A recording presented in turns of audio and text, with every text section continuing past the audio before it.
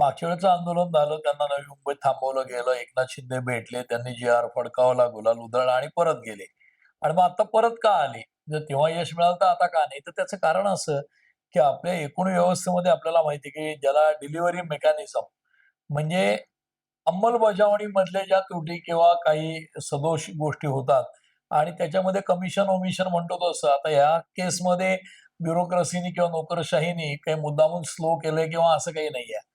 परंतु ज्यावेळेला एकनाथ शिंदे मुख्यमंत्री होते, त्यांनी आश्वासन दिलं, ते पाळलं. मग एक आयोग नेमला.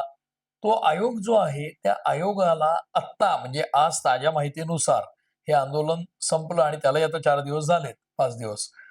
तर ते जे शिंदे आयोगाचे न्यायमूर्ती शिंदे आहेत, त्यांनी ही बाजू कोर्टामध्ये टिकण्यासाठी म्हणजे आता ज्या उर्वरित मराठा समाजातल्या लोकांच्या नोंदी आहेत, त्या नोंदी घेऊन पुढे सुप्रीम कोर्टात कोणी गेलं, कारण नवीन नोंदी केल्यानंतर ते सगळे लोकं ओबीसी मधनं फायदे घेतील आणि मग त्याच्याविरुद्ध कोणी कोर्टात गेलं, तर ते टिकावं यासाठी ह्या ज्या नोंदी आहेत, ह्या आधी राहून गेलेल्या लोकांच्या आहेत. म्हणजे महाराष्ट्रामध्ये पूर्वी कुणबी असं ज्यांचं सर्टिफिकेट होतं किंवा कागदोपत्री कुणबी अशी नोंद होती, त्या लोकांना आरक्षणाचा लाभ मिळतोय ओबीसी मधनं. त्याच यादीमध्ये आम्हाला घालावं अशी जी मागणी आहे, त्याच्यातली सरसकट सर्व मराठा समाजाला घालावं ही मागणी फेटाळली गेली आहे.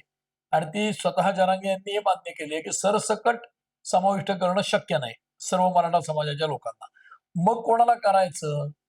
तर आपल्याला माहिती आहे, की महाराष्ट्र स्वतंत्र झाल्यानंतरही निजामाच्या राजवटीमध्ये जो हैदराबादचा भाग होता आणि त्या हैदराबाद राज्यामध्ये कारण ज्यावेळेला स्वातंत्र्य मिळालं त्यानंतर प्रिन्सली स्टेट्स किंवा संस्थानं जी होती, अनेक राजवटी जी छोटी-छोटी राज्य होती, ती विलीन जी करण्याचं जी काही लढाई झाली त्याच्यामध्ये हैदराबादच्या निजामाच्या राजवटीमध्ये मराठवाड्याचा मोठा भाग आहे.